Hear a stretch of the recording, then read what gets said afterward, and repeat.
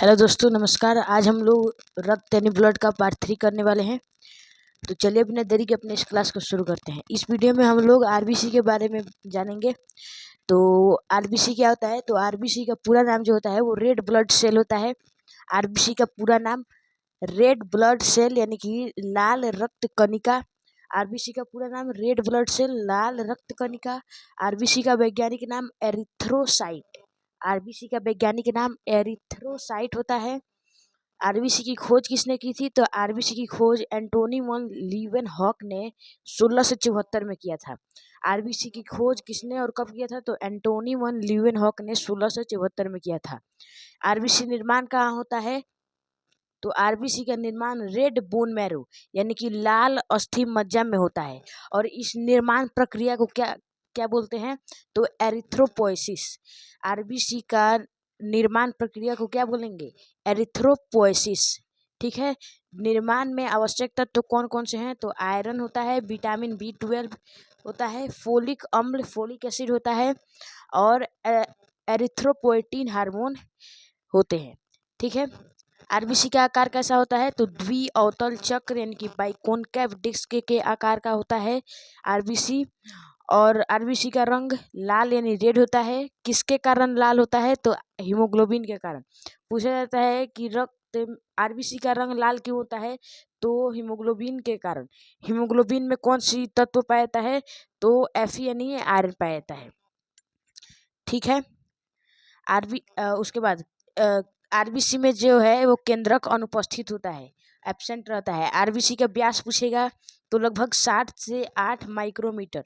RBC का व्यास लगभग 7 से 8 माइक्रोमीटर। उसके बाद आरबीसी की संख्या पूछेगा मेल में तो 5 से 6 मिलियन और फीमेल में 4.5 से 5.5 मिलियन।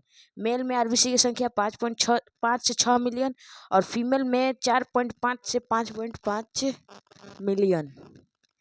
आरबीसी का जीवन काल 120 दिन यानी कि 4 महीना होता है। आरबीसी का जीवन काल 120 दिन यानी कि 4 महीना। आरबीसी कहाँ विनाश होता है? तो आरबीसी का विनाश प्लीहा यानी स्प्लीन में होता है। और आरबीसी का कब्रिस्तान किसे बोलते हैं? तो हम लोग आरबीसी कब्रिस्तान स्प्लीन को बोलते हैं। ठीक है, इतना समझ गए। अब हम लोग आगे बढ़ते हैं। आरबीसी का कार्य पूछेगा तो आरबीसी का कार्य क्या है? O2 का परिवहन करता है। O2 हमारे फेफड़ों में जाता है और फेफड़ों से पूरे शरीर की कोशिकाओं तक आरबीसी हमारे पूरे शरीर की कोशिकाओं तक जाता है।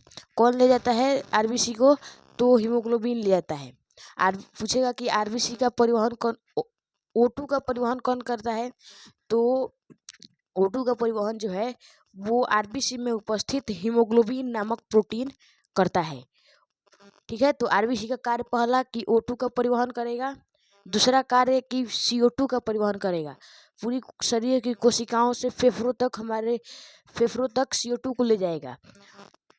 O2 का परिवहन करेगा, सबसे पहला O2 का परिवहन करेगा फेफड़ों से पूरी शरीर की कोशिकाओं तक O2 का परिवहन करेगा। और पूछता है कि O2 का परिवहन कौन करता है रक्त में? तो वो आरबीसी में उपस्थित हीमोग्लोबिन नामक प्रोटीन करता है। थर्ड है कि रक्त का पीएच बनाए रखना। रक्त का पीएच बनाए रखता है। पीएच का पूरा नाम पावर ऑफ हाइड्रोजन होता है, जिसकी खोज सोरेनसन नामक वैज्ञानिक ने किया था। तो रक्त की पीएच बनाए रखने में कौन सहायता प्रदान करता है? आरबीसी। आरबीसी की कमी होने पर कौन सा रोग होगा? एनीमिया रोग। अब देखिए आरबीसी में एक प्रोटीन पाया जाता है जिसको बोलते हैं हम लोग हीमोग्लोबिन। हीमोग्लोबिन में एक तत्व होता है जिसको बोलते हैं आयरन।